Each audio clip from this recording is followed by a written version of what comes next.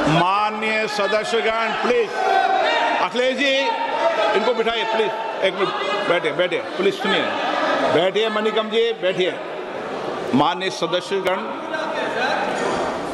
ये प्रश्नकाल है और मेरा आग्रह आपसे निवेदन है कि हमें संसदीय परंपराओं को उच्च कोटि बनाने का प्रयास करना चाहिए और प्लीज और ये मिथक तोड़ना चाहिए कि सदन के प्रथम दिन सदन के अंदर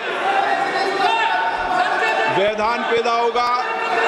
हमारे प्रयास होना चाहिए कि हम देश की जनता की भावनाओं के अनुरूप, उनकी इच्छाओं के अनुरूप यहाँ सदन में उनकी आकांक्षा रखें, उनकी भावनाओं को अभिव्यक्त करें और महत्वपूर्ण विषय जो देश में घटना घटी है उन पर व्यापक चर्चा और संवाद हो।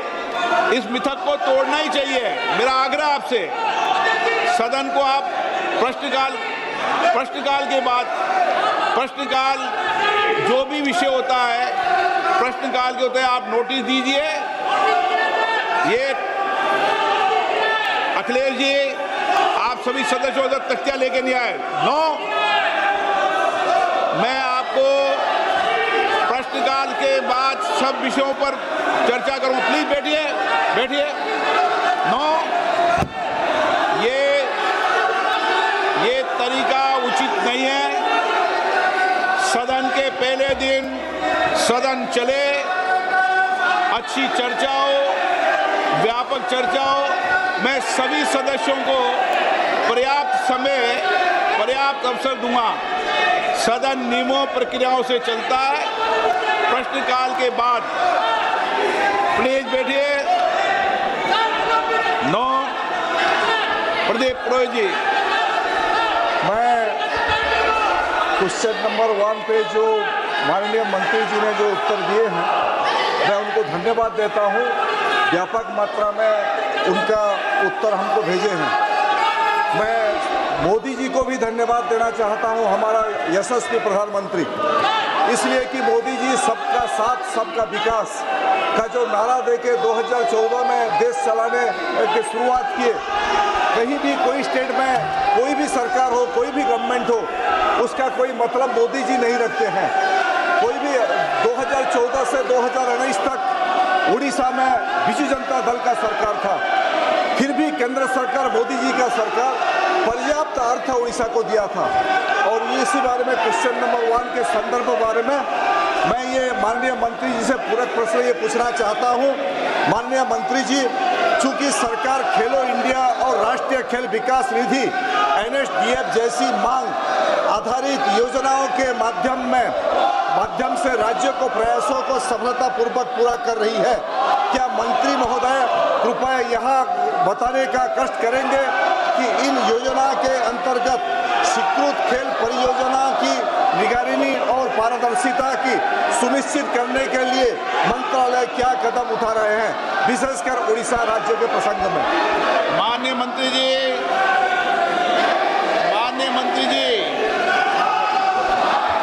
अध्यक्ष महोदय, मैं आपके माध्यम से सदस्य जी को बताना चाहती हूँ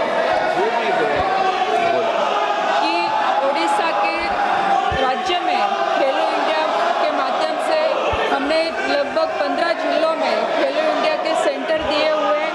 वहाँ पे हमारा खेलो India state centre of excellence भी शुरू है और उसके बावजूद खेलो इंडिया की अलग अलग योजनाएं भी हम वहाँ पे प्रारंभ कर चुके हैं।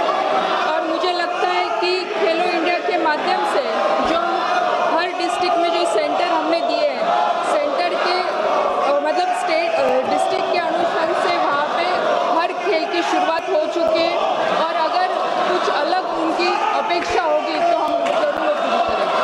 आप ऑपरेशन सिंदूर पर चर्चा करना चाहते हैं? जाओ बैठो, प्रश्नकाल बाद चर्चा कराएंगे। चलो बैठिए बैठिए सदन के अंदर।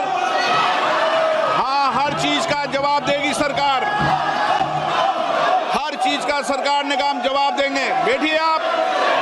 प्रश्नकाल के अंदर किसी को बोलने की इजाजत नहीं होती है।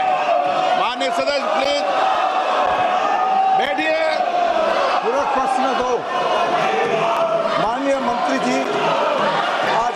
क्षेत्रों में खेल प्रतिभाओं की भागीदारी तेजी से बढ़ रही है और मिनी स्टेडियम इस दिशा में बहुत सहायक सिद्ध हो रही है। क्या मंत्री जी बताना चाहेंगे कि क्या सरकार खेलो इंडिया योजना के तहत पिछड़े और आकांक्षी जिलों से प्राप्त प्रस्तावों को प्राथमिकता देकर उनके तेजी, सिक्योरिटी और विकास के लिए कोई विशेष पहल कर रही है?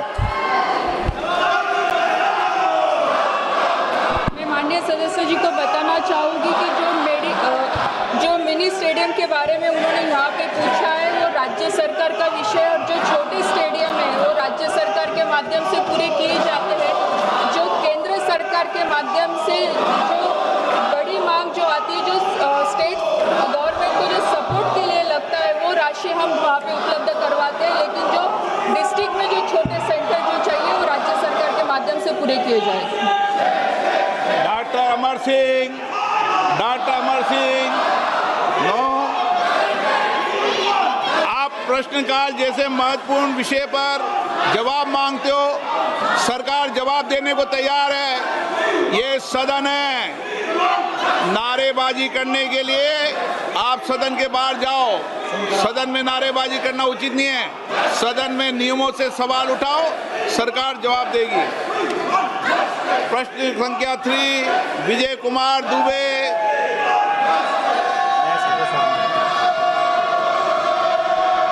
माननीय मंत्री महोदय, दुबे जी है, पूछ लिया मंत्री जी, उत्तर सदन के पटल पे रखा है। माननीय सदस्य,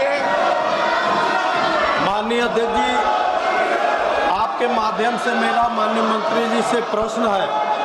चूँकि पीएम इंटर्नशिप योजना का लाभ विशेषकर देश के किनारे बसे उन पिछड़े जिलों के लिए अति महत्वपूर्ण है जहां की कोई औद्योगिक व्यवस्था नहीं है। असहाय परिवार के युवा यदि कठिन परिस्थितियों में हाई स्कूल इंटर कर लिए तो भी उनको मजबूरीवश मजदूरी करना पड़ता है। अतः क्या माननीय मंत्री जी ऐसे ही जिला कुशीनगर, गोरखपुर ऐसे पिछड़े जहां गत वर्ष मात्र कुशीनगर में 20 बच्चों का स्कोप मिला था, कि माननीय मंत्री जी से मेरा प्रश्न है, ऐसे पिछड़े जिले कुशीनगर और अन्य जगह स्कोप को बढ़ाने की व्यवस्था सुनिश्चित करेंगे? आदरणीय अध्यक्ष महोदय, प्रधानमंत्री इंटर्नशिप स्कीम आदरणीय प्रधानमंत्री नरेंद्र मोदी जी के नेतृत्व में देश के 1 करोड़ युवाओं को 5 साल में 1 करोड़ युवाओं को 5 साल के अंदर इंटर्नशिप देगी, जिसमें 10वीं 12वीं ग्रेजुएट तक के जो युवा हैं वो पार्टिसिपेट कर पाएंगे। और वो पहले जो पायलट दिया गया है वो देश के 36 राज्यों में इसका विस्तार हुआ और उसके अंदर 1,81,000 कैंडिडेट्स ने अप्लाई किया और उसके अंदर 1,34,000 एप्लीकेंट शॉर्टलिस्टेड हुए, जिसमें उनको ऑफर्स दिया, 82,000 युवाओं को ऑफर दिया गया और 28,000 युवाओं ने उसको एक्सेप्ट किया है। तो इसमें हर राज्य के लगभग हर जिले के अंदर इसमें पार्टिसिपेंट्स हैं और उन्होंने इसमें भाग लिया है, उनको मौका दिया गया है। गोरखपुर में भी माननीय सदस्य का ये प्रश्नकाल है। मैं माननीय सदस्यों से फिर आग्रह करता हूं, वह अपनी अपनी सीट पर जाकर बैठे। सरकार हर मुद्दों पर जवाब देना चाहती है। सदन चलना चाहिए, सदन पर चर्चा होनी चाहिए, संवाद होना चाहिए। आप तख्तियां लेके नारेबाजी के लिए यहाँ पर नहीं आए।